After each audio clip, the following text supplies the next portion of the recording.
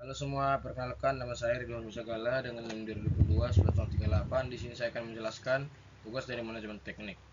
Manajemen kinerja dengan perspektif balance scorecard di industri. Balance scorecard atau BSC adalah framework strategis yang membantu organisasi mengukur kinerja secara menyeluruh. Tidak hanya dari sudut pandang finansial, tetapi juga dari perspektif pelanggan dan pembelajaran dan pertumbuhan.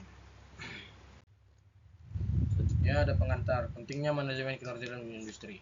Pertama ada peningkatan efisiensi, yaitu manajemen kinerja yang efektif dapat membantu meningkatkan efisiensi operasional, meminimalkan pemborosan dan meningkatkan produktivitas. Kedua, keunggulan kompetitif, dengan memahami kebutuhan pelanggan dan meningkatkan proses internal, perusahaan dapat membangun keunggulan kompetitif di pasar. Tiga, peningkatan profitabilitas, melalui pengukuran dan analisis kinerja yang tepat, perusahaan dapat meningkatkan profitabilitas dan mencapai target keuangan yang ditetapkan. 2. Keunggulan selanjutnya. Perspektif finansial. Bagaimana mengukur kinerja keuangan? Rasio profitabilitas. Rasio profitabilitas mengukur kemampuan perusahaan dalam menghasilkan keuntungan dari aset dan penjualan. Rasio likuiditas atau rasio mengukur kemampuan perusahaan dalam memenuhi kewajiban jangka pendeknya. Kemudian rasio solvabilitas yang mengukur kemampuan perusahaan dalam memenuhi kewajiban jangka panjang. Kemudian perspektif pelanggan, memahami sudut pandang pelanggan. Tingkat kepuasan pelanggan, mengukur tingkat kepuasan pelanggan melalui survei, umpan balik dan analisis data pelanggan.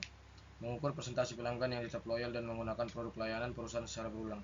Rekomendasi pelanggan, mengukur seberapa banyak pelanggan mereka merekomendasikan produk layanan perusahaan kepada orang lain.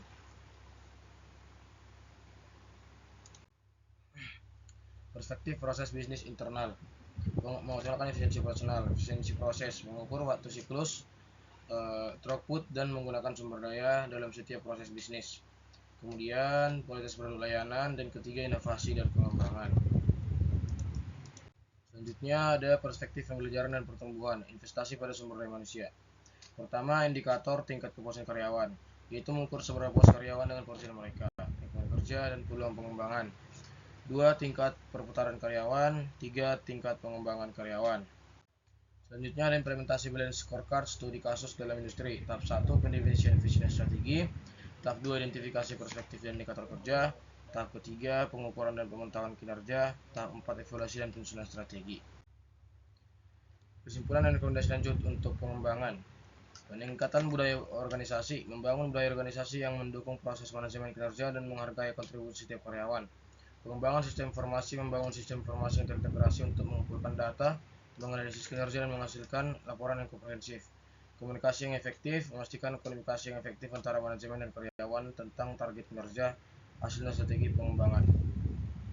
Sekian video presentasi tugas dari saya. Apabila ada kesalahan saya mohon maaf. Assalamualaikum warahmatullahi wabarakatuh.